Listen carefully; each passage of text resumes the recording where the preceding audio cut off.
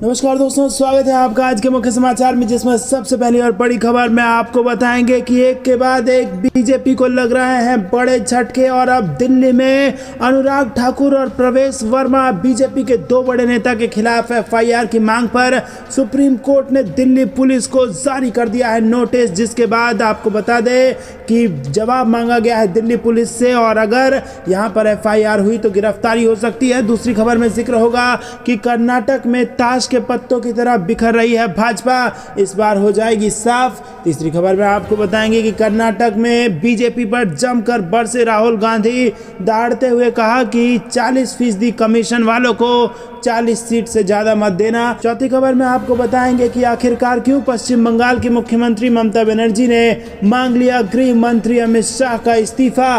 और पांचवी खबर में जिक्र होगा कि जातिगत जनगणना पर सियासी घमासान, खड़गे की पीएम मोदी को चिट्ठी के बाद नीतीश तेजस्वी ने कही ये बात। दोस्तों, हर एक खबर की गहराई में आपको ले जाएंगे, लेकिन उससे पहले अगर आपको भी ऐसा लगता है कि 2024 में बदल रही है देश की सरकार, तो वीडियो को लाइक करके कमेंट में लिखिए जय हिंद और साथ ही साथ चैनल को सब्सक्राइब करके बेल आइकन दबाना मत भूलिएगा। रुक करते हैं सबसे पहली और बड़ी खबर की तरफ। अनुराग ठाकुर और प्रवेश वर्मा के खिलाफ एफआईआर की मांग पर सुप्रीम कोर्ट ने दिल्ली पुलिस को जारी किया नोटिस, विवादित बयान मामले में मांगा जवाब। जी हां दोस्तों, आपको बता दें कि बीजेपी को एक के बाद एक बड़े झटके लग रहे हैं।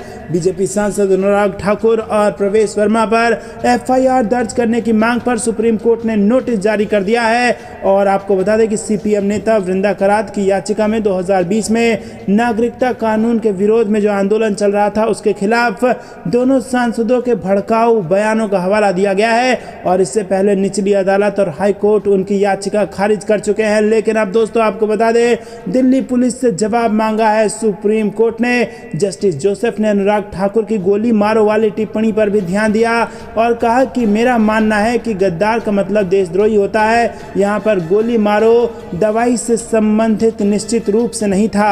इस पर वकील ने कहा कि हाँ, इसकी मंजूरी अपने आप में एक मुद्दा है और कोर्ट को इस पर विचार क्यों करना चाहिए। दोस्तों, आपको बता दें कि यहाँ पर अगर दोष साबित होता है तो सदस्यता गंवानी पड़ सकती है भाजपा के इन दो बड़े नेताओं को।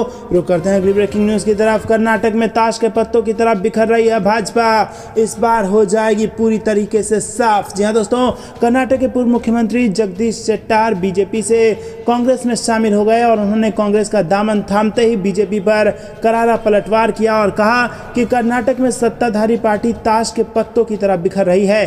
कांग्रेस ने 10 मई को होने वाले विधानसभा चुनाव से पहले जगदीश शेट्टार ने बीजेपी पर जमकर निशाना साधा और दावा किया कि भारतीय जनता पार्टी पर बहुत कम लोगों का नियंत्रण है। बेंगलुरु में कांग्रेस अध्यक्ष मल्लिकार्जुन खड़गे, महासचिव केसी वेणुगोपाल और रणदीप सिंह सुरजेवाला के मौजूदगी में उन्होंने कांग्रेस पार्टी ज्वाइन की और उसके बाद बीजेपी पर जमकर निशाना साधा। तो दोस्तों, कर्नाटक में ताश के पत्तों की तरफ बिखर रही है भाजपा और इस बार हो सकता है सुपड़ा साफ। रुक करते हैं अगली ब्रेकिंग न्यूज की तरफ, लेकिन वीडियो को लाइक करना मत भूलेगा। आपको बता दें दोस्तों, कर्नाटक में बीजेपी पर बरसे राहुल गांधी, कहा 40% कमीशन वालों को 40 से ज्यादा सीटें मत देना। जी हाँ दोस्तों, कर्नाटक विधानसभा चुनाव को लेकर सियासी सरगर्मी बढ़ गई है।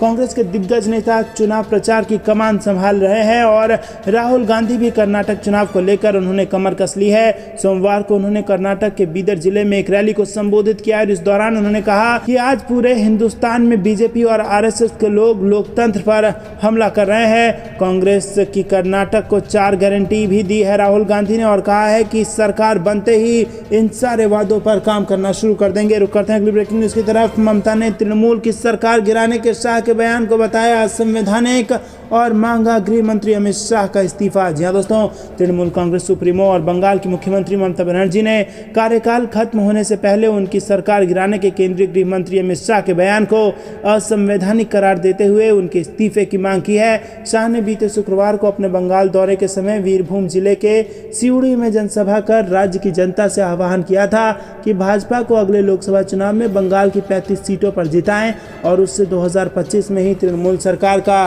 पतन हो जाएगा। ममता ने सोमवार को इस पर जवाब देते हुए कहा कि बंगाल में उत्सव का माहौल था, इसीलिए मैंने पिछले दिनों कोई राजनीतिक टिप्पणी नहीं की, लेकिन आपको बता दें कि जवाब देना ही पड़ेगा।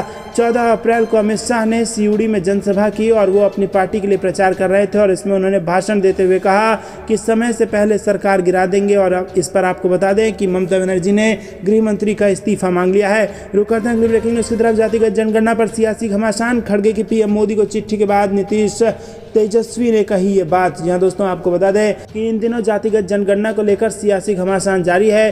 कई राजनीतिक दल जातिगत जनगणना के समर्थन में भी देख रहे हैं और हाल ही में कांग्रेस नेता राहुल गांधी ने प्रधानमंत्री नरेंद्र मोदी को 2011 की जाति आधारित जनगणना के आंकड़े सार्वजनिक करने की चुनौती दी है और आरक्षण पर से 50% की सीमा हटाने की मांग की है। इस मसले पर बिहार सीएम नीतीश कुमार ने कहा कि जातिगत जनगणना के आंकड़ों को हम केंद्र को भेज देंगे तो फिर इसमें केंद्र का भी दायित्व बनता है। बिहार सीएम ने कहा कि अगली बार जब जनगणना करें तो इसे जातिगत आधार पर किया जाए।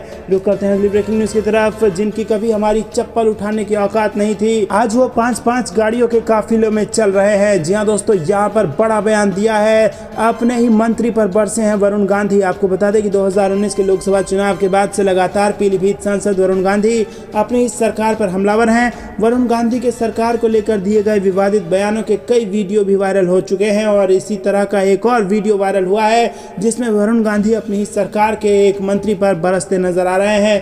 पूरा मामला रविवार की शाम का है, जहां पर आपको बता दें कि यहां पर बड़ा बयान दिया है इन्होंने और कहा कि जो हमारी चप्पल उठाने की औकात जिनकी नहीं थी वो आज 5-5 गाड़ियों को लेकर काफिले में चल रहे हैं। जो चुनाव जीतने के बाद बड़ी बड़ी कॉलोनी काटते हैं, जो चुनाव जीतने के बाद बड़े बड़े काफिले में चलते हैं, वो पहले भले ही किराए की गाड़ी से चलते हों पर आज 5-5 गाड़ियों के काफिले में चल रहे हैं। तो दोस्तों, अपने ही नेताओं पर जमकर बरसे हैं वरुण गांधी। दोस्तों, रुक करते हैं अगली ब्रेकिंग न्यूज़ की तरफ। बीजेपी सांसद की गाड़ी रोककर एबीवीपी का प्रदर्शन, कहा तो हम आंदोलन कर देंगे। जी हाँ दोस्तों, शिवराज के गृह जिले में बीजेपी सांसद रमाकांत भार्गव की गाड़ी को एबीवीपी कार्यकर्ताओं ने रोका और इसी के साथ इसमें सीएम के बेटे कार्तिकेय भी थे और इस दौरान एबीवीपी कार्यकर्ताओं ने प्रदर्शन करते हुए नारेबाजी शुरू कर दी।